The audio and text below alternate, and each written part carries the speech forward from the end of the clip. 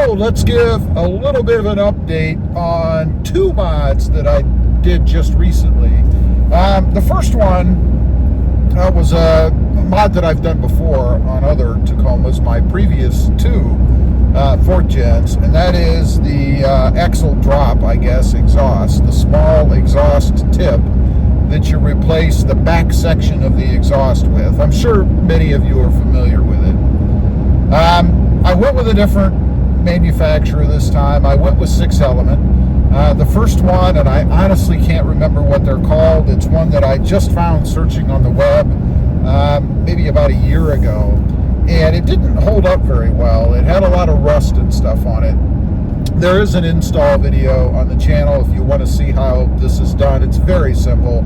2 bolts, release 2 hangers, park your truck with the rear end up in the air a little bit, so hopefully a slope behind your truck, and then just pull out the back section, bolt on the front section, you're golden. Pretty simple.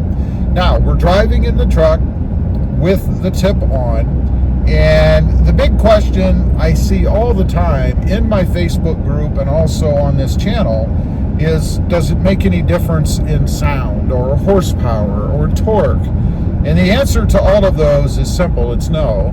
It's merely replacing the back section. You still have the muffler in front of it and all the pipe work and all that good stuff on up to the engine. What we did do is lighten the truck up a little bit. I think that back section, which does include a resonator, I guess that's a little bit for sound, weighs probably, I would guess, about 20 pounds, somewhere in that range, give or take.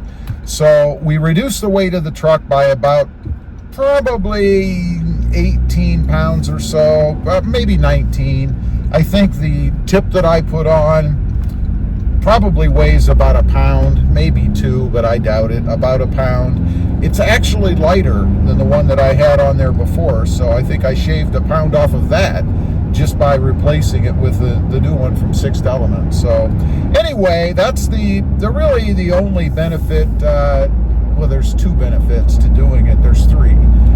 Is the weight reduction. That's 1. 2 is aesthetics. To me, the truck just looks a lot better without having that big Cannon exhaust pipe on the back. And I know you can get an exhaust tip for it, blah, blah, blah, but it still looks like kind of an afterthought to me hanging down. What I really wish the Tacoma had was dual exhaust coming out of the rear. Now that is something I would like to see. But otherwise, I don't even want to know there's an exhaust pipe there. So you've got weight reduction, aesthetics, and clearance. Of course, getting rid of that low-hanging fruit, if you're an off-roader, is always a good idea. That pipe, if it caught on anything, could destroy your entire exhaust. And then you're looking at, God knows, maybe upwards of $1,500, maybe more, if you happen to damage the manifold, if you hit it hard enough at the right angle. So definitely a benefit there as well. But that's really all. Cost-wise, it's about $100. There are alternatives. You can go to a muffler shop, have them cut off your back part of your exhaust, and then just leave that pipe on there with an angle on it. It would look very similar to the aftermarket tips that you can buy, if you will, or the axle drop tips. That's the cheapest way to do it. I've heard of muffler shops doing it for nothing because it's so simple. They just get under there, whack the pipe off, pull it out, and they're done. Or as much as, I think, $25. I think I saw somebody paid a shop somewhere to do it. So definitely a more cost-effective way to go if you're going to do it.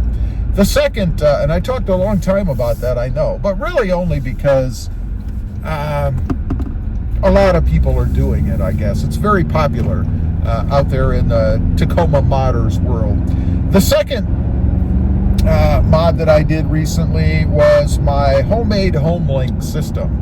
It's where I put 2 buttons in the side, and I'll put a picture of this up, but 2 buttons, momentary switches, in the side of the tray that I have in front of my radio or infotainment screen, which I love this tray, by the way. It enables me to have the phone mounts on it, which you guys are on right now, as well as be able to put stuff in there and now set up my own HomeLink system. But anyway, 2 momentary switches in the side, wires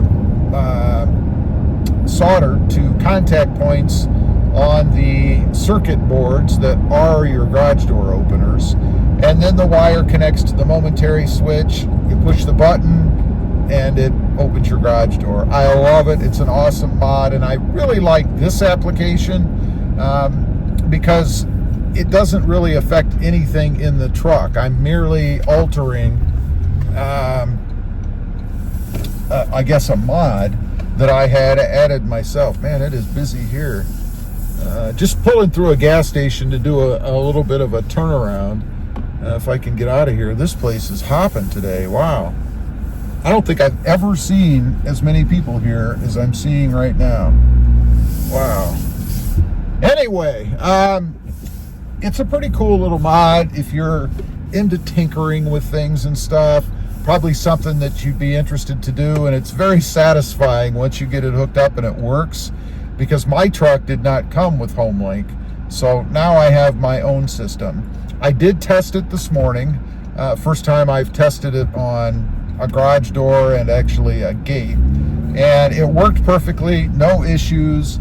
The only concern I have about it, if you're maybe thinking of doing something like this, is that it sits right on the dash, this tray, and the circuit boards with the batteries in them are right up in the front. So all of the heat that the truck gets because of the sun is going to be focused in that area, as well as the whole front of the truck.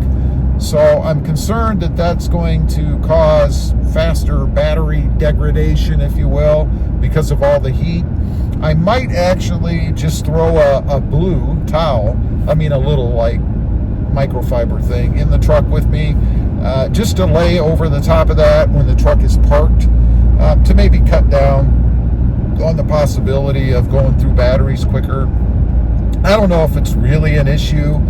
Your clicker is going to be in your car too, and it's going to get probably just as hot as my system would, so I don't really think it's a problem. But nonetheless, just something to be aware of. And for me, I can use that cloth or rag to be able to wipe down the dash and stuff too. And then when I get out of the truck, I just throw it over the front of the tray. And you'll see the picture I'll put in right here of what I'm talking about.